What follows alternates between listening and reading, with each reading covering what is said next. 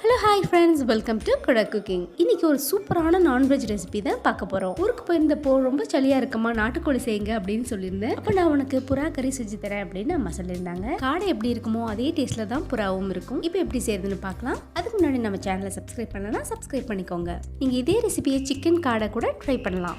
இப்போ வாங்க எப்படி செய்யறதுன்னு பார்க்கலாம். ஒரு பேன் எடுத்துட்டு கொஞ்சமா எண்ணெய் சேர்த்துக்கோங்க. இந்த டிஷ்க்கு சின்ன வெங்காயம் தான் ரொம்ப டேஸ்டா இருக்கும். சின்ன வெங்காயம் 2 கப் சேர்த்துக்கோங்க. கூடவே ஃப்ரெஷ்ஷான கருவேப்பிலை சேர்த்துக்கோங்க. இது கூடவே 4-5 பல்லு பூண்டு, ஒரு துண்டு இஞ்சி சேர்த்துக்கோங்க. இது கூடவே 1 ஸ்பூன் ஜீரகம், 1 ஸ்பூன் மிளகு சேர்த்துக்கோங்க. அதே மாதிரி 1 ஸ்பூன் சோம்பு சேர்த்துக்கோங்க.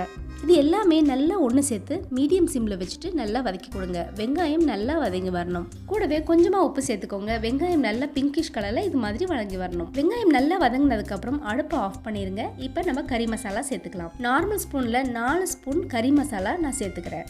1 ஸ்பூன் வர மிளகாய் தூள் சேர்த்துக்கோங்க. கூடவே 1 ஸ்பூன் சாம்பார் மிளகாய் தூள் சேர்த்துக்கோங்க. கறி மசாலா, சாம்பார் மிளகாய் தூள், வரமிளகாய் தூள் எல்லாமே வீட்டில் அரைச்சது தான். இப்போ ஸ்டவ் ஆஃப் பண்ணிவிட்டு அந்த சூட்லேயே நல்லா கலந்து கொடுங்க. இந்த கலவை எல்லாமே நல்லா ஆறணும். இது நல்லா ஆறினதுக்கப்புறம் நீங்கள் மிக்ஸி ஜாரில் சேர்த்துட்டு நல்லா மையாக அரைச்சி எடுத்துக்கோங்க. இப்போ கடாயில் கொஞ்சமாக ஆயில் ஊற்றிட்டு சிக்கன் சேர்த்துட்டு ஒரு தக்காளியை கட் பண்ணி போட்டுக்கோங்க. கொஞ்சமாக கருவேப்பிலை சேர்த்துக்கோங்க. 1 டேபிள் ஸ்பூன் கறி மசாலா சேர்த்துக்கோங்க. மஞ்சத்தூள் கொஞ்சமாக சேர்த்துக்கோங்க. இது எல்லாத்தையுமே நல்லா பெரட்டி விடுங்க. இது மாதிரி ஃபர்ஸ்ட் நல்லா ட்ரையாக வதக்கி எடுத்துக்கோங்க. அந்த கறியில் உள்ள பச்சை வாசனை எல்லாமே போயிடும். இது கூடவே 1 ஸ்பூன் உப்பு சேர்த்துட்டு நல்லா கலந்து கொடுங்க. கறியிலேயே நல்லா உங்களுக்கு தண்ணி விட்டு வரும். இப்போ இந்த ஸ்டேஜில் நம்ம தண்ணிக்கு பதிலாக அரிசி கழுநீர் பிடிச்சு வச்சுருப்போம். அந்த 2வது தண்ணியை நம்ம இது கூட ஊற்ற போகிறோம். ஃபர்ஸ்ட் நம்ம அரிசியை வாஷ் பண்ணி வச்சுருக்க தண்ணியை கீழே ஊற்றிடுவோம். அதுக்கப்புறம் திருப்பியும் அரிசி நம்ம கழுநீர் பிடிச்சிட்டு இது மாதிரி வச்சுருப்போம். அந்த வாட்டரை இது கூட நீங்கள் சேர்த்துக்கோங்க. இப்படி சேர்க்கும் போது உங்களுக்கு டேஸ்ட் ரொம்ப நல்லாயிருக்கும், ஆரோக்கியம் கூட.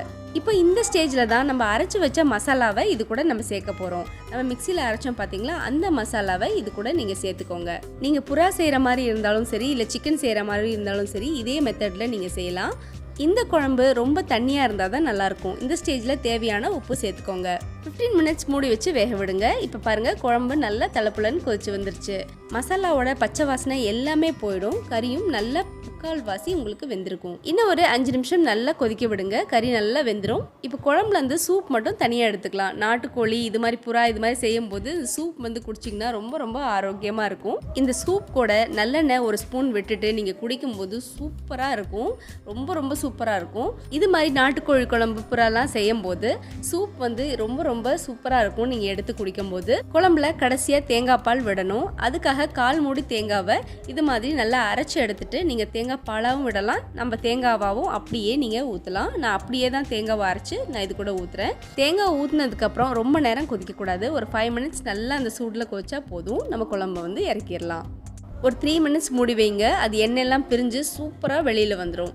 இது மாதிரி புறா, நாட்டுக்கோழி எல்லாமே இதே மெத்தடில் செஞ்சு பாருங்கள். ஈவன் மட்டன் கூட நீங்கள் இதே மெத்தடில் செய்யலாம். இந்த டிஃப்ரெண்ட்டான ரெசிபி உங்களுக்கு பிடிச்சிருந்தா நம்ம சேனலுக்கு மறக்காமல் சப்ஸ்கிரைப் பண்ணுங்கள். பெல் பட்டனும் அழுத்திடுங்க. உங்கள் ஃப்ரெண்ட்ஸ் அண்ட் ஃபேமிலிக்கும் ஷேர் பண்ணுங்கள். பாய்.